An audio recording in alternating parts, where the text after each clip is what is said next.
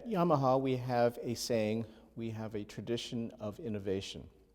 This goes all the way back to the very, very beginnings in 1887, when Yamaha, a watchmaker, decided to take apart a reed organ and learn everything about this particular instrument. He was so fascinated that he wanted to make his own, and in that year, 1887, he started the company. A few years later, he got fascinated with the technology of making pianos. He went to the United States. He studied everything that there is about making pianos from some of the world's greatest American piano manufacturers. And then he came back to Japan, and by 1900, he built his first upright piano. A year later, he built his first grand piano, and not only did he make these instruments, he made them better. In 1902, he won the gold medal at the St. Louis World's Expo Fair for the finest instrument in the world. 1967 was a huge benchmark year for Yamaha.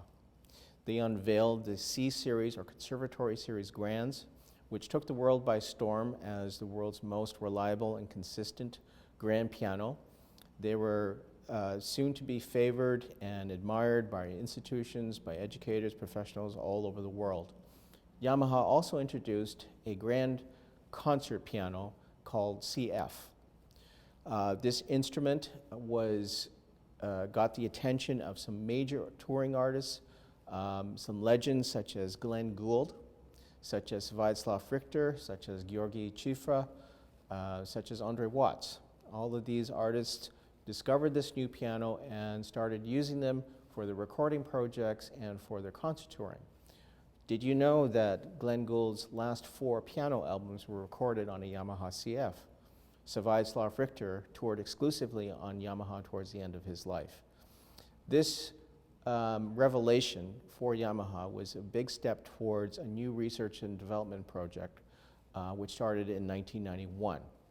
Their feedback from these major artists was invaluable, and they decided to start this project, which is basically to create the ultimate concert instrument. In 1991, Yamaha put together a team of scientists, wood specialists, acousticians, piano technicians to basically understand every aspect of piano technology. They looked at the different design processes, they looked at different materials, basically everything that translates to music and sound. The scientists, this team of people, artists, research and development people, put together prototypes, which they then took to artists and educators around the world, getting their feedback, asking that question, what do you want in your ultimate concert instrument? By 2008, they narrowed it down to a couple of prototypes, and they had some major tests in Paris, New York, and in Tokyo, where they invited 41 of some of the world's greatest pianists to try out these instruments. And with that final feedback, they came out with the CFX Concert Grand in 2010, and a few years later, they came out with a 7-foot and 6-foot version called CF6 and CF4. The first event that we took the CFX to was the Chopin International Piano Competition in Warsaw, and we were, of course, elated when the gold medal winner, Juliana Avdieva, chose the CFX as her performance instrument throughout all the rounds at this competition. In the very last and most recent Chopin competition, November 2015, the CFX was the most chosen out of 4 brands at that piano competition. The 2 most important things for pianists is the action and the sound. They work hand in hand. Yamaha pianos always had a great sound, but their action was always superlative. Everyone comments how this is the best action in the world, and probably is the reason why many pianists have chosen Yamaha over the years as their choice piano. Then out comes the CFX and CF series instrument in 2010. And not only do we have a very good sound, we have an excellent sound. We have a piano that truly inspires us, both sonically as well as an action that allows us to do anything that we want. It makes us sound better than we actually are. It's amazing when I hear pianists play the CFX in concert. It really accentuates their artistry, more so than any other piano that I'm aware of.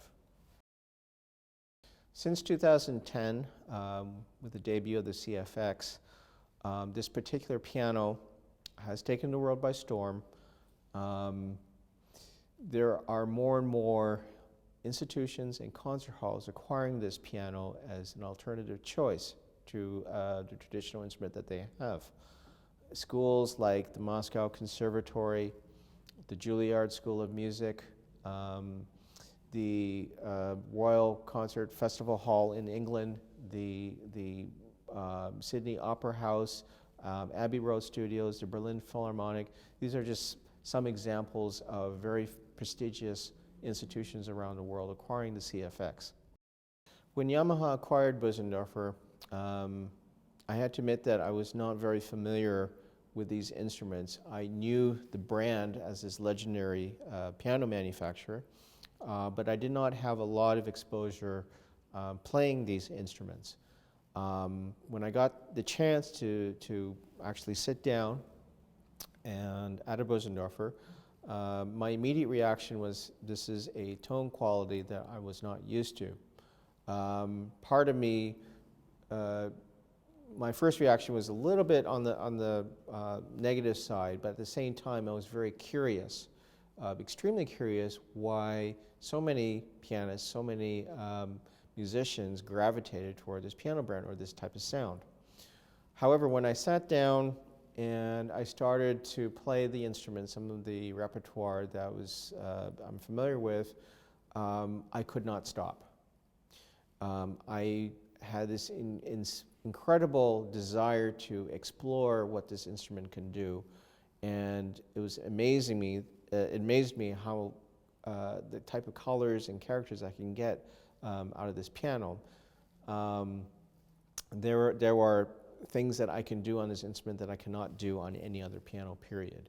Fortunately, we have two very different pianos and two very different piano philosophies. We have Bösendorfer and we have Yamaha. Both are amazing instruments. They are they can be used for all sorts of different types of repertoire, but they also have certain repertoire that really speaks well on one instrument or the other. My dream, as I continue to work for Yamaha, is to have institutions having a choice of these different instruments. I think it would be kind of neat for the next generation of pianists and artists to experience what I did when I first sat down on a Bösendorfer and realized that this was a much different instrument, and I had to adjust physically to match what I wanted to hear and what I wanted to express. To me, that helps me, that inspires me to be an even greater musician and artist.